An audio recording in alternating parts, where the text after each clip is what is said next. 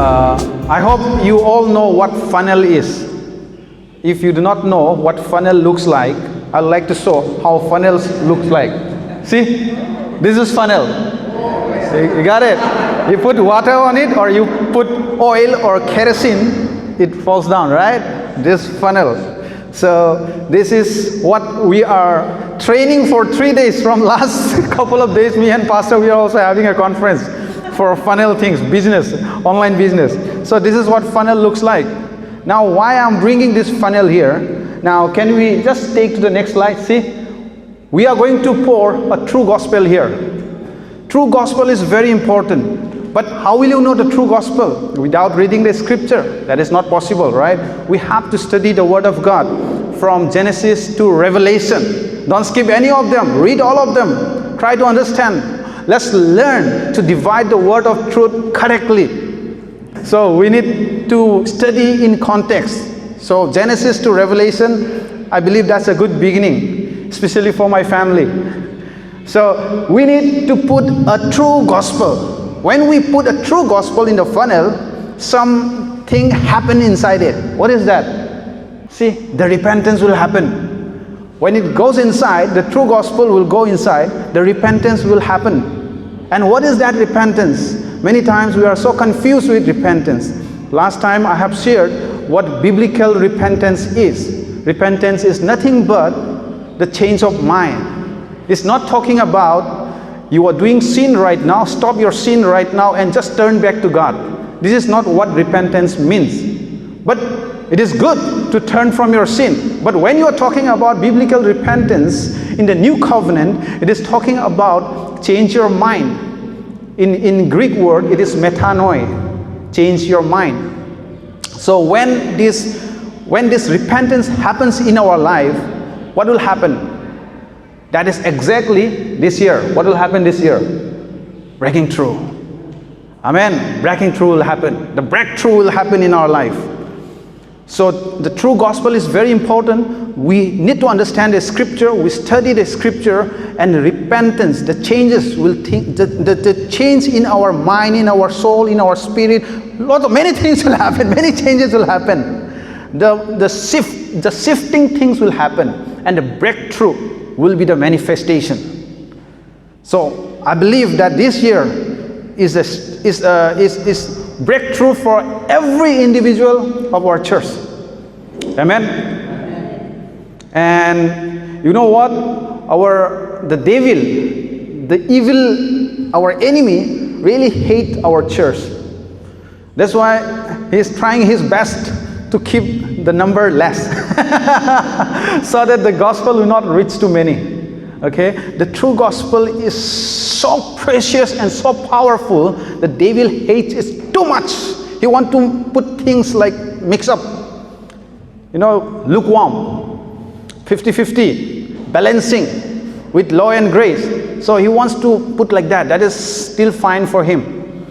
But when it comes to undiluted gospel of grace, or you can say the unmerited favor of God, the devil is not very happy.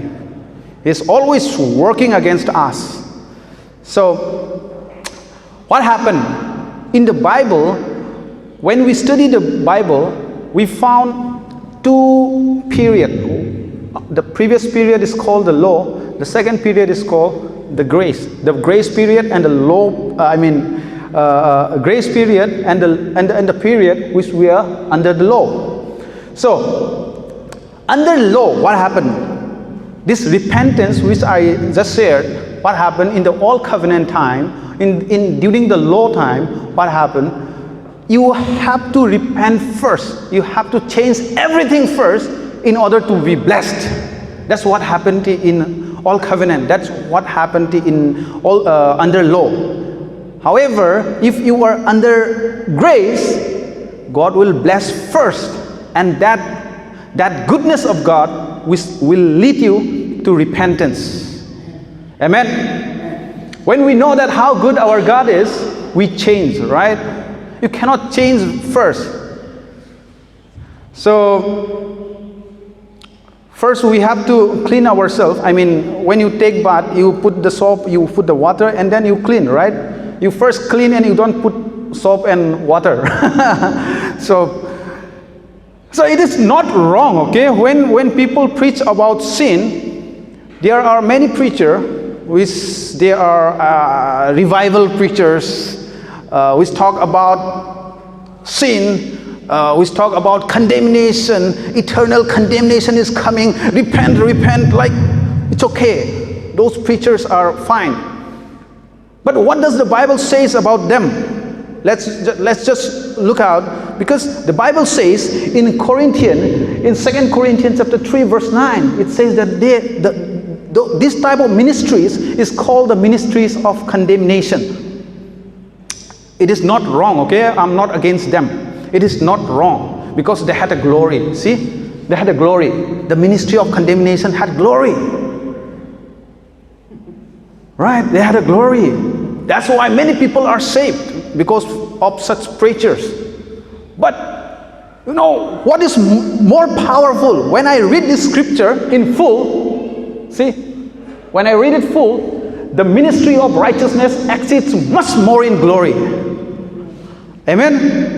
So that's powerful. The ministry of righteousness is. So this church is producing a lot of ministers of righteousness, because every single Sunday we are preaching the gospel of grace, the gospel of His righteousness from our church.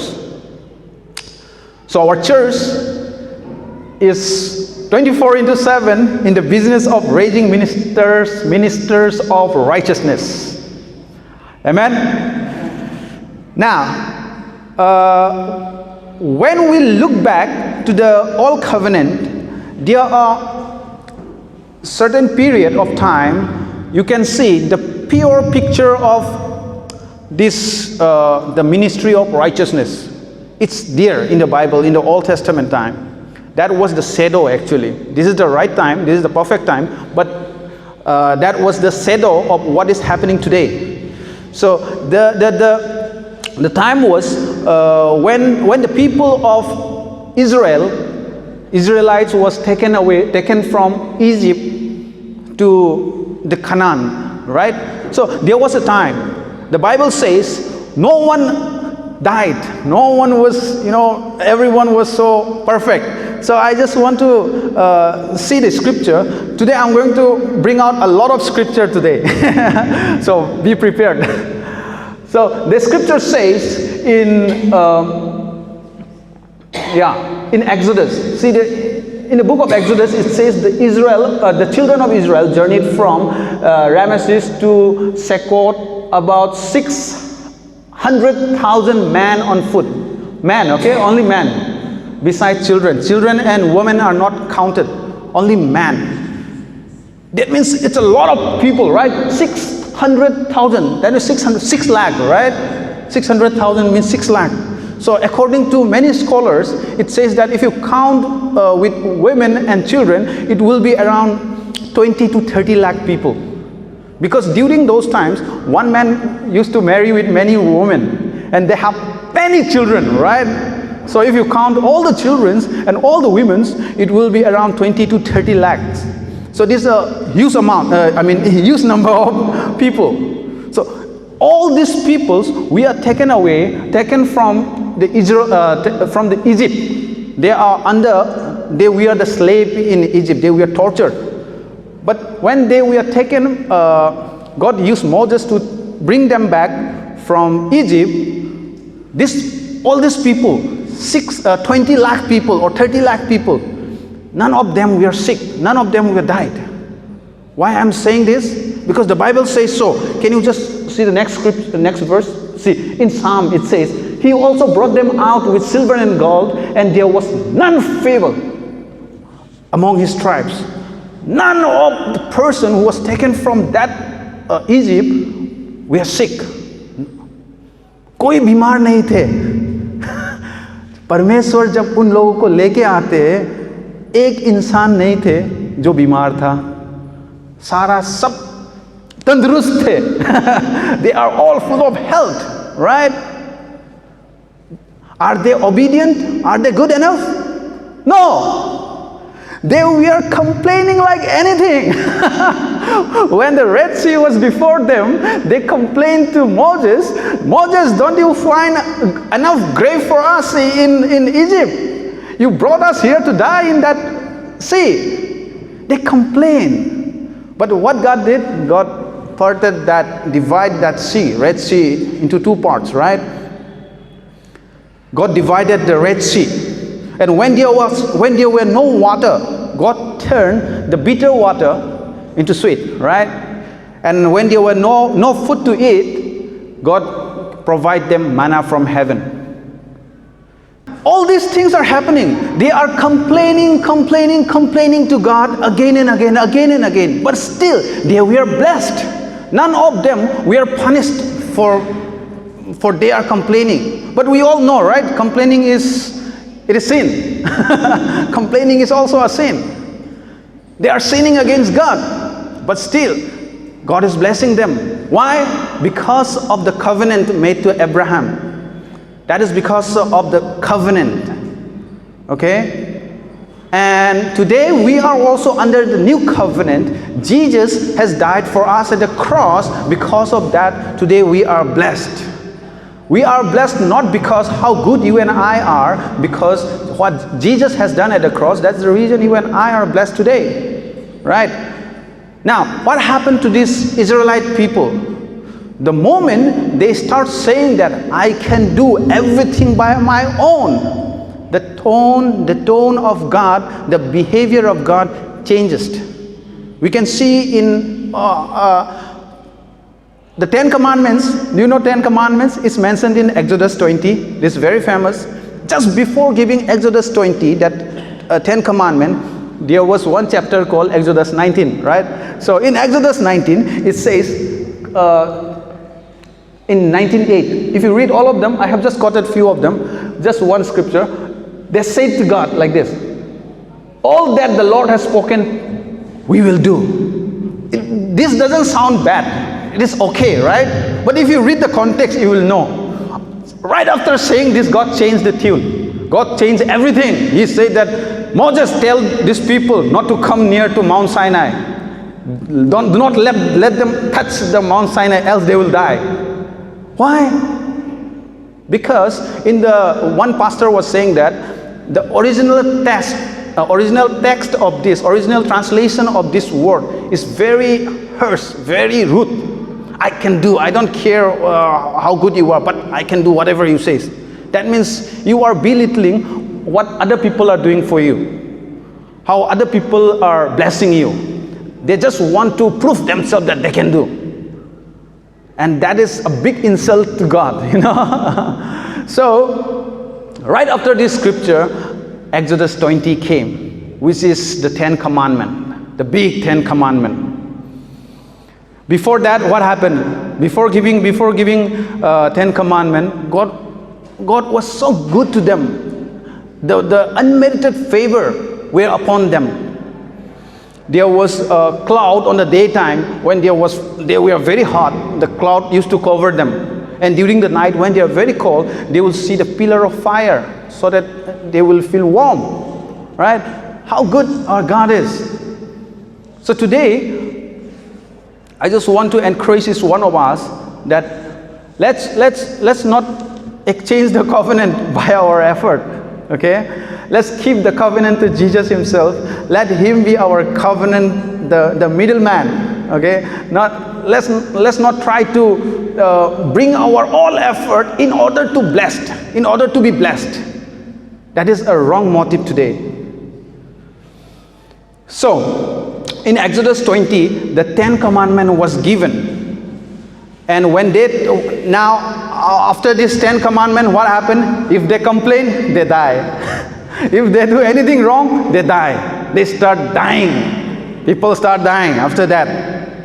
So, in grace, when you are under grace, grace saves us, the worst of us.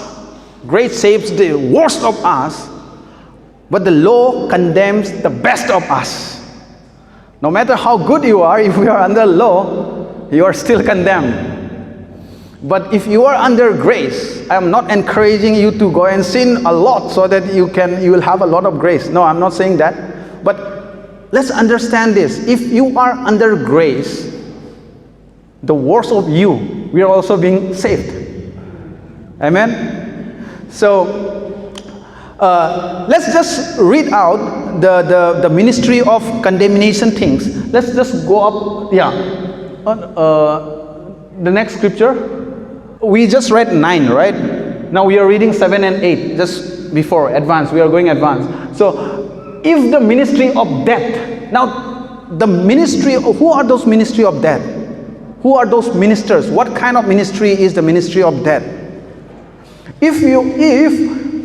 See, written and engraved on stones was glorious. Now, it means, it's talking about the ministry of bringing all those 10 commandments, the ministry of law.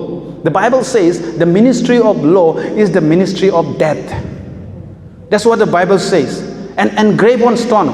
Which law was engraved on stone? It was 10 commandments, right? Yes. That commandment was the only law were given in engraved on stone in Mount Sinai. So it's talking about the 10 commandments engraved on law. So was glorious so that the children of Israel could not look steadily at the face of Moses because of the glory of his countenance, which glory was passing away. How will the ministry of the Spirit not be more glorious? Amen. Today, if you are living in under grace, your ministry is the ministry of Spirit. Amen. Sister Vidya's ministry is the ministry of Spirit. Amen, sister? So, if your ministry is a ministry of Spirit, more glorious than the ministry of that, right? More glorious than the ministry of the law. That's what the Bible says. Now, let's come to another verse. The same, if you go a little bit up, it is 3:6, right? It says that, who also made us sufficient as ministers of the new covenant, not of the letter, but of the Spirit. We are not the ministers of the letter. We are the ministries of the Spirit, okay? We are doing the ministry of the Spirit, not the letters. What is that? Letters means, in letters it kills, but the Spirit gives lives. So, letters is talking about the law again. We are not under the law today. We are under grace. And I'm not forcing you to believe this, because there are lots of benefit if you believe it. The letter kills, but the Spirit gives life. So, when you look to the scripture, in the time of Mount Sinai, after 10 commandments was given, 3,000 people died. But in the new covenant, on the day of Pentecostal, 3,000 people are saved. Just, can you see the difference? 3,000 people died and 3,000 people saved. If that ministry has glorious, this ministry will be much more glorious. Amen? Now,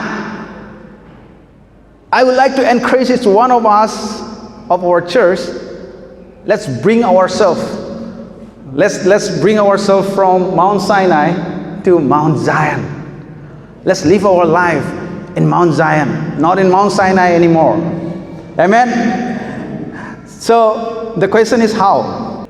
The answer is, if you know the purpose of the law, why the law was given. We should understand that. Why 10 commandments was given. Why this law all about. If it is not for us today, why God put that in the Bible? We have to know that. Now, the Bible says the law is just like a mirror. Law is just like a mirror. This message which I'm sharing today is been shared more than 100 times in this church. But we like to share this again and again. Everyone's favorite topic.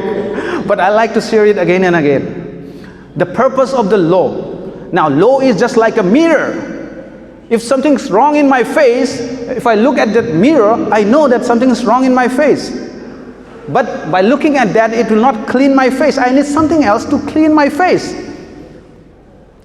So, that law is just like a mirror, which show you your weakness, which show how weak you are, which shows you that it is impossible by your own strength to please God. it is impossible for you by your own effort to go to heaven, to receive salvation. Right? So that is the purpose of the law. So yes, that's right. If you obey the law, you will be blessed. Okay? That's so true. But if you break one, you are guilty of breaking all. You might be boasting that I have never committed adultery in my life. But if you have stolen something, you are guilty of committing adultery, if you are under law. So how difficult it is, which is next to impossible, to keep 100% law. Now, this law, let me show you one scripture in 1 Corinthians chapter 15 verse 56. See, the sting of death is sin, and the strength of sin is the law. What does it mean? Is law from Satan? No, law is from God. Law is holy, holy, holy. But our enemy is using it against us. That's why the sin increased in the church. If we want to decrease or demolish sin from our church, get out from the law and live under grace. Amen? Now let's look to another scripture in Colossians chapter 2. Colossians chapter 2 verse 14, it says that having wiped out the handwriting of requirement that was against us. See, handwriting of requirement. What was that handwriting of requirement? What was that handwriting? It is the law. It is talking about the 10 Commandments again. It is talking about the 10. That was the only law written by God's own hand, okay? The other laws, other Mosaic laws or ceremonial laws are given to Moses, and Moses wrote it down. But the 10 Commandments is the only laws written by God himself. It is his own handwriting. So he wiped out this handwriting. But what Satan did, Satan was using this handwriting of requirement against us. He's using this law against us. That's why when we are under law, we commit sin again and again, because we try to fix by ourselves, which is not possible. The more we try, the more we fall under the pit. So when we live, when we understand this, the purpose of law more carefully, we start living in freedom. We start living a glorious life. Handwriting of requirement that was against us, which was contrary to us, and he has taken it out of the way, having nailed it at the cross. Now the law which was against us has been nailed at the cross of Calvary. Amen? Are you blessed?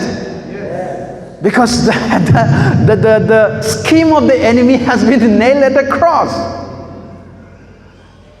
That you might be thinking, that might, then the enemy will bring some other scheme. His first scheme is failed. Now he will bring another scheme. But no, the Bible says something else.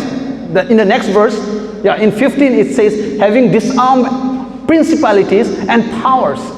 When the law was nailed at the cross, when the law which was against us was nailed at the cross, it not only nailed at the cross, but also disarmed the principalities and power. Now, these principalities and powers is talking about the Satan, our enemy. One pastor said that today Satan has one degree.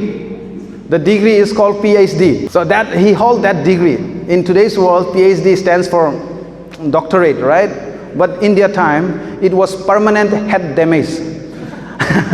Satan's head is permanently damaged at the cross of Calvary. It was nailed at the cross of Calvary. The scheme which he was trying to bring against us, it was nailed at the cross. At the same time, he was disarmed. Today, he is just like a dog who never bites. It's a barking dog, okay, who is handicapped. You have seen many dogs on the street who can't walk properly, but bark like anything. They never bite. So Satan is just like that today.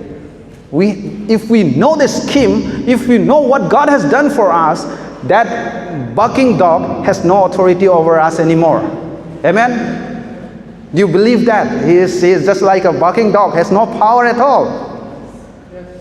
Many times, this enemy, our enemy, will try to bring us one thought in our mind, most of the time. That is, you guys says that you are no longer under law. Then who are you guys? You are lawless people.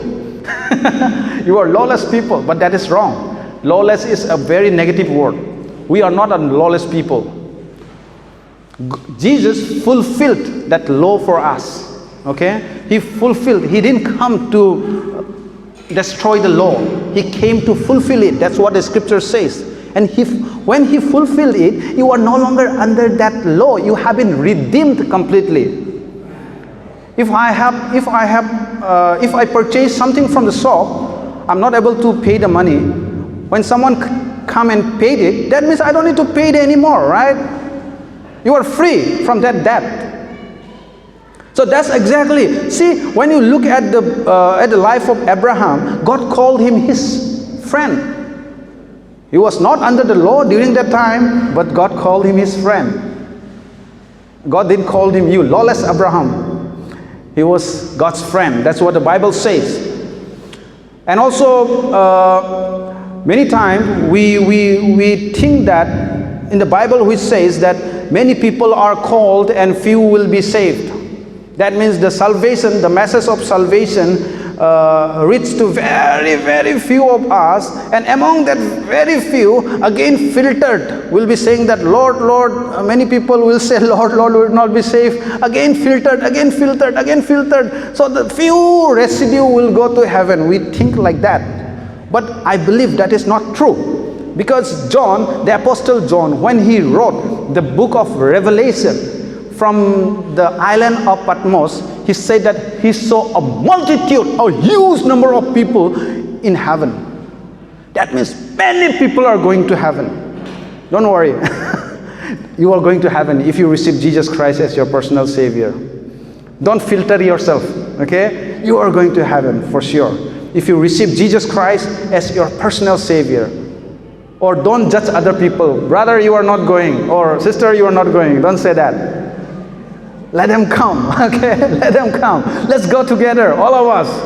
Because we all receive Jesus Christ as our personal Savior. And we know the purpose of law, and we are living under His grace today. Amen? Now, there is one scripture in the book of Acts. It says that believe in Jesus, you and your household will be saved. So what does it mean? It means that even the small kids who pass away, the small kids, many think that even the small kids who do not know anything, they might not go to heaven. They say that. But I believe they will also go to heaven. Because the Bible says, believe in the Lord Jesus, you and your household will be saved. The household includes the small kids as well, I believe. So, I have a strong belief that we are going to see many people in heaven. Amen? Now, one more thing. Many of us, we are accused. People accused us, saying that you guys do not preach holiness, you guys do not preach repentance. But I think we have been preaching repentance quite often nowadays. The true repentance. Now, when we talk about holiness, what is that holiness? Be holy as I am holy. God says that, right? Now, what does it mean? Let's look at the scripture. When Jesus asked Peter to just throw your net on your right side. Peter was not catching any fish. He was not able to catch a single fish. He was tired. He was working throughout the night. He was not able to catch a single fish. But when Jesus said, remember, Jesus, a carpenter, is telling Peter how to fish. Completely a different profile. All right, completely a different profile. Just like Sachin Tendulkar is asking Lata Mangeshkar how to sing, kind of like that. No, Sachin Tendulkar do not know how to sing properly. You know his voice. Now he's teaching Lata Mangeshkar how to sing. The legendary singer, right? Which doesn't look too good. But exactly like that, Jesus was a carpenter. Now he's asking Peter, throw your net. He's teaching him how to fish actually. And when he throw his net, he caught a lot of fish. A lot means lot. Net was almost broken. Okay? And what did Peter say on that time? He said, depart from me, Lord, I am a sinful man. Depart from me, Lord. He kneeled on the board and said, depart from me, Lord, I am a sinful man. Did Jesus preach him holiness? No. But the goodness of God, how good our God is. He saw his goodness. He saw his grace to Peter that changed his life completely. He understood the concept of holiness. He realized that he was not holy. All right? Automatically, when we understand the goodness of God, how good our God is, it changed our life. It changed who we are. And it starts growing. Because how we will grow? When we have our eye at the finished work of Jesus Christ at the cross.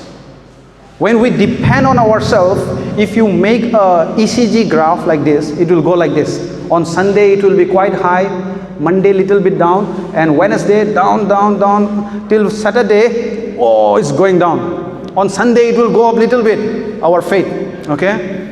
That is how when we depend on ourselves. But if you believe in Jesus Christ, in his unmerited favor, the faith in Jesus Christ is like this.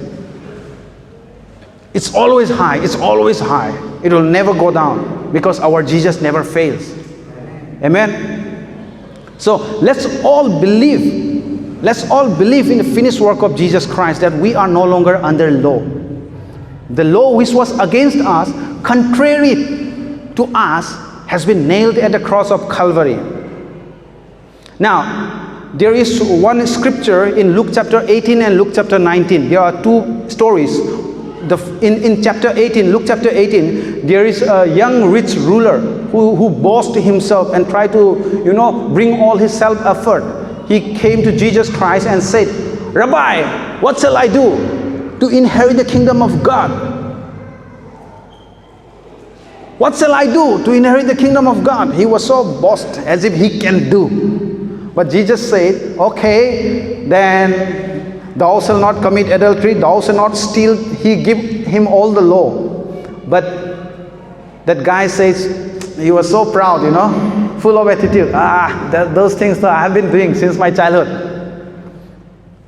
When we are boasting in our self-effort, one thing always comes from God. One thing you lack. You are still lacking one thing. That's exactly Jesus said to that young man. You have obeyed all the laws, fine, but one thing you lack. What is that? Sell all your properties and give your money to the poor and follow me. Now on that moment he felt so sorry, he felt so sad. The most saddest moment in his life. He feels so sad and he just left Jesus and moved back. See, when we boast in our own effort, God gave us law. He gave us more law, okay? So it's always good for us to live under the grace. Now the same example, if you can see in the next chapter, in chapter 19, you can see that the story of Zacchaeus. The Zacchaeus was a tax collector, a sinner. He was climbing to that tree and looking at Jesus when Jesus was passing by. And Jesus said that, Zacchaeus, come down, I'm going to stay in your house tonight. I'm going to eat in your house.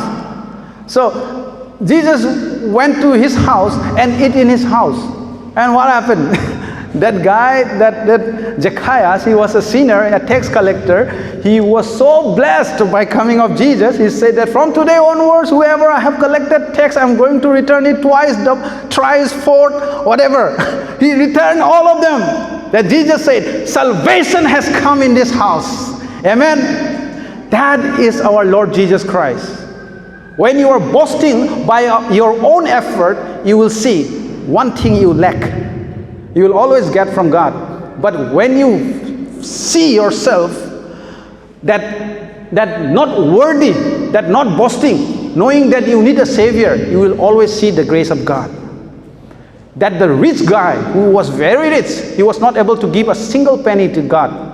But Zacchaeus, a sinful guy, a tax collector, he gave a lot of money. Whatever he has, he returned a lot of money. The same example with Mary and Martha. Today I'm stretching quite a lot. This will be my longest sermon. I hope you guys are not sleeping. So you can see the story of Mary and Martha as well. When Martha came, when Jesus came to Mary and Martha, Mary was sitting Jesus' feet, near Jesus' feet, okay? But Martha was working so hard. He was stretched. There, I think I put that scripture here. Is it there? Okay. Oh yeah, this is the one. Yeah. But Martha was distracted with much serving, and she approached him and said, "Lord," see, he blamed Jesus. She blamed Jesus. He said, "Lord, do you not care? Do you not care that my sister has left me to serve alone? Therefore, tell her to help me." Now, ordering even Jesus also. When things are very stressful, I would say, let's not live in stress. Let it be any problem, just give to the Lord. Let's stay calm. This thing I learned from my wife once. She said that I was quite stressed. Don't worry, you are under one circle. She told me, like, her example was quite nice. You are in such a circle that the enemy cannot attack you. Whatever the stress you have, just throw out of that circle and you're free. Just stay relaxed. It really works also. So just give all your burden to Jesus Christ, okay? If you are stressful, you will be like Martha. You will start blaming everyone. You will start blaming everyone for your stretched life. So don't take the stretch. It's from not God. It's not from God. Now you can see here, Martha, the character of Martha and character of Mary. Which of them is you today? Is it Mary? Mary take Jesus as God. Martha took Jesus as, I don't know. He took it as man or his younger brother. I don't know. He started even ordering also. And blaming also at the same time. But Mary considered Jesus as God. Okay? So let's be like Mary, not like Martha. The same thing with Samaritan woman who received Jesus Christ in that well. When Jesus spoke to him, everything about his past, she ran to the town. Jesus told him all his previous husbands, okay? All his bad things. But that Samaritan woman was so happy. She ran to the town and became an evangelist. She starts sharing everything. What she received? She received the eternal water, which never get thirst. So when you receive from God, we are always blessed. Many times we think that God has blessed me so many things, so let's give something to Him. Can you give something to God? He has everything. You don't need your something. That's exactly, you can see what David says. In Psalm, it says, Psalm number 116. Psalm number 116, it says, David says that, what shall I render to the Lord for all His benefits towards me? What shall I give to God? I got lots of benefit from God. So what shall I give? What did He give? Instead of giving, I will take up the cup of salvation and call upon the name of the Lord. He takes. Take more. You will take more. Okay? That's what Jesus also likes. When that Samaritan woman took from him the eternal water, when his disciples come back and gave something to eat, he said, I am full now, I have eaten. It's so fine. You don't want to eat anymore. Because when we take from him, he is very satisfied. Among us, among men, horizontally, that's fine. It's always blessing to give than receive. But vertically, it's always take as much as you can. Take. Just by believing, just by faith. Amen. The same thing with the woman caught in adultery. There was when she was caught in adultery, the Pharisees brought him to Jesus. She committed adultery according to the law of Moses. She should stone to death. What do you say, Rabbi? Just to test Jesus. Jesus bent down. He didn't answer. Again, when they keep on asking, he bent down again, and he was writing, pretending to write like this on the ground, right? So that shows that Jesus is the law. He is the one who gave that handwriting to that Moses. That was his handwriting. He was showing that to the people, but those people didn't understand, I guess. And he said, those people who did not commit a single sin in their life, let the person cast first stone. But one by one, they left. Right? So what does Jesus say to that lady? Can you? Oh yeah, this is the one. I forgot to change the scripture. So sorry. The scripture reference. It is not Psalm, okay?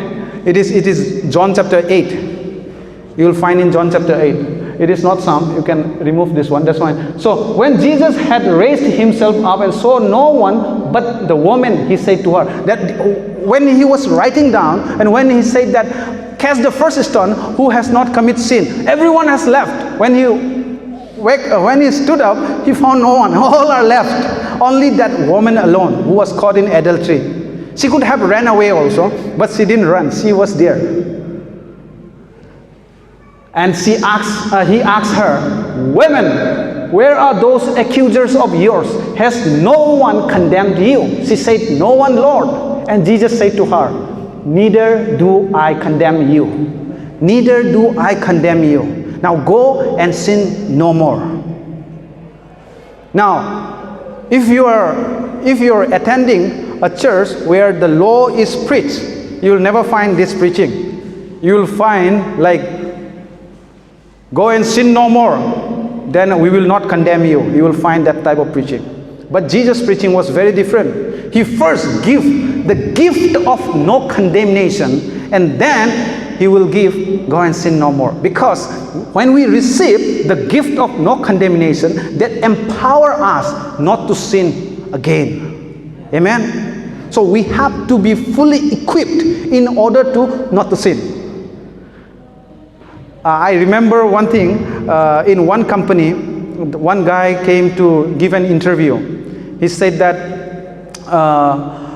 he came for an interview. The HR asked, "Do you have any experience?" He said, "No ma'am, I don't have an experience." "No, we are looking for only experienced people." "Then from where I will get an experience?" The guy said, "From where I'll get an experience?" Now, he went to another company who is hiring, and there also he was asked, "Bring an experience." If the companies are not hiring the freshers who has no experience, then how they will be recruited, how they will be hired? They need to have experience, which again, to earn that experience, they need experience. So that makes no sense, right? So that is how the traditional churches are doing. They will not equip you the gift of no condemnation. They will just demand from you, "Don't sin, don't sin, don't sin," which is not possible without having that gift of no condemnation. You have to have the gift of no condemnation first, then only you can follow a life of no sin, right? So dear church, today we are living under the grace, and we are called the righteous people of God. We are called the children of God. Every sin, we are born at the body of Jesus Christ at the cross of Calvary. You might be saying, today we and I have committed a lot of sins. God becomes soft. God has become soft to sin. It is okay to sin. No, God is not okay to sin. God is not okay when we sin. He is not soft to sin He is not soft to sin, because God is holy, holy, holy, and He will always remain as holy. But the thing is, He cannot punish the same punishment for the same sin. He cannot punish twice for the same sin. Even our pastor used to say that there is a law called law of jeopardy. Nah, pastor? Yeah, law of jeopardy in our worldly life. Double jeopardy. If I commit something crime, if I have been punished, I cannot punish again for the same crime unless I do not commit it again and again, right? So according to that, Jesus has been taken all the punishment on His body once for all, past, present, and future, for each one of us today. That's the reason you and I are the holy people. You and I are the righteous people. No matter how good and bad you are today, just believe that you are 100% righteous before God. Let's all close our eyes. Let's all close our eyes and put ourselves and ask ourselves, where do you see? Where do you see yourself? Are you seeing yourself under the law, or are you seeing yourself under grace? Imagine yourself. Imagine your position. Where are you today? Are you still trying to make everything right by your own effort? Or are you the one who is giving all your burden to Jesus? If you think that you are still living in sin, my dear friend, my dear church, I would encourage you to look at the cross of Calvary. Your cross, your sins has been nailed at the cross of Calvary. When the devil, when the evil, when the Satan, when your enemy comes and tell you, how can you call yourself righteous when you still sinning? Point him at the cross of Calvary. Look, I myself, all my sins, all my sickness, all my bad behaviors has been hanged at the cross of Calvary, has been nailed at the cross of Calvary. Received the gift of no condemnation, my dear friends. Receive it. Receive. Believe that you are being saved. Believe that you are living under the new covenant. Believe that you are living under grace. Because Jesus, our good Lord, has done everything for us at the cross of Calvary. He cried out at the cross, "It is finished." There is no scheme against us left behind. Everything has been paid at the cross of Calvary today. We are no longer under law anymore. We saw the purpose of law, and we understood how weak we are today. By our effort, it is not possible. Let's praise God and see ourselves being saved, see ourselves being righteous, seeing ourselves be an ambassador of Christ, representing Christ in every area of your life, who brought victory in every area of our life. Be in good health, prosperous in every area of our life. Hallelujah. Hallelujah. Hallelujah. Thank you, God. Thank you, Jesus, for your unmerited favor. You love us unconditionally. You never leave us nor forsake us, Lord. You are a good, good God. You are a good, good Father. Thank you. Thank you. Thank you. We come unto you in the throne of your grace, Lord. We are covered by your blood. We are clothed by the righteous, by your righteousness. As you are, so are we today. As holy you are today, so are we today. As righteous you are, so are we today. As full of health you are today, so are we today. Thank you for your grace. Thank you for the breakthrough that you have given us. Let's all declare ourselves that this year, personally for your life, this year is the year of breakthrough. Let's declare ourselves. If you see anyone in your mind, don't open your eyes. Just close your eyes and see someone whom you really think he needs to be a breakthrough. He needs to receive the gift of breakthrough. Just declare over that person by faith. Yes, Lord. Hallelujah. This year we are seeing a lot of chains has been broken down. Many chains has been broken down. No scheme of enemy, no scheme of our enemy can have dominion over us. This year is the year of breakthrough because we are equipped by your love, by your grace, through your scripture. Hallelujah. Thank you, Jesus. Thank you, Father, for this amazing time. Thank you for being with us, for giving us this theme, the year of breaking through. I declare this in Jesus' mighty name. Amen.